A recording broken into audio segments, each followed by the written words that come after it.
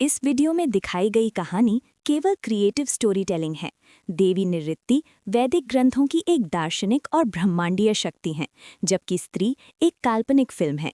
इन दोनों के बीच की तुलना केवल दर्शकों की जिज्ञासा बढ़ाने के लिए की गई है। क्या आपने कभी गौर किया है कि कुछ डर समय के साथ खत्म नहीं होते, बस उनका रूप बदल जाता है। एक पुरानी गांव में जहां रात होते ही सन्नाटा उतर आता था, हर घर की दीवार पर एक ही वाक्य लिखा होता था, ओ स्त्री, कल आना।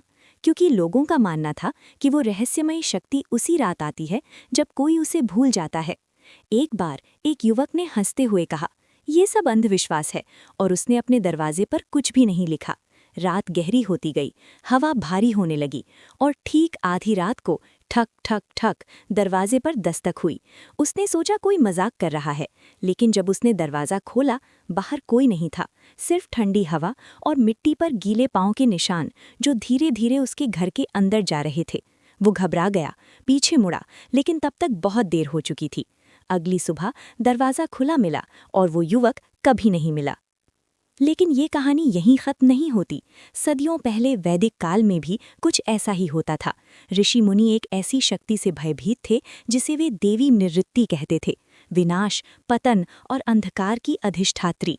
वे हर दिन मंत्रों में प्रार्थना करते, हे निवृत्ति, हमसे दूर रहो, क्योंकि उन्हें पता था वो कोई साधारण शक्ति नहीं, बल्कि वो नियम है जो तब सक्रिय होता है जब संतुलन टूट जाता है। एक कथा के अनुसार एक अहंकारी तपस्वी ने इन प्रार्थनाओं का मजाक उड़ाया। उसने कहा, मैं किसी निवृत्ति से नहीं डरता। उसी रात उसके आश्रम में अजीब सन्नाटा छा गया। अग्नि अपने आप बुझ गई, हवा रुक गई, और फिर एक छाया धीरे धीरे उसके सामने प्रकट हुई। न पूरी तरह दिखाई देने वाली, न पूरी तरह गायब, बस एक उपस्थिति जो सब कुछ निगल रही थी। सुबह जब अन्य ऋषि वहां पहुंचे तो वहां सिर्फ राख थी और जमीन पर एक अजीब सा निशान, जैसे किसी ने अस्तित्व को ही मिटा दिया हो। तो क्या ये सिर्फ दो अलग अलग कहानियां हैं, एक आधुनिक, एक प्राचीन, या फिर ये एक ही डर है जो हर युग में नया चेहरा पहनकर लौटता है?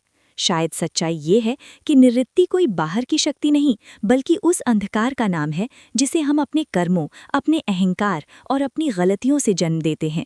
और जब वो अंधकार बढ़ जाता है तो वो किसी स्त्री की तरह, किसी छाया की तरह हमारे सामने खड़ा हो जाता है। और सीख यही है, डर से बचने का एक ही तरीका है, अपने भीतर के अंधकार को पहचानना, अपने कर्मों को सुधारना और संतुलन बनाए रखना। क्योंकि जब भीतर प्रकाश होगा, तब कोई भी निवृत्ति या स्त्री आपको छू भी नहीं पाएगी।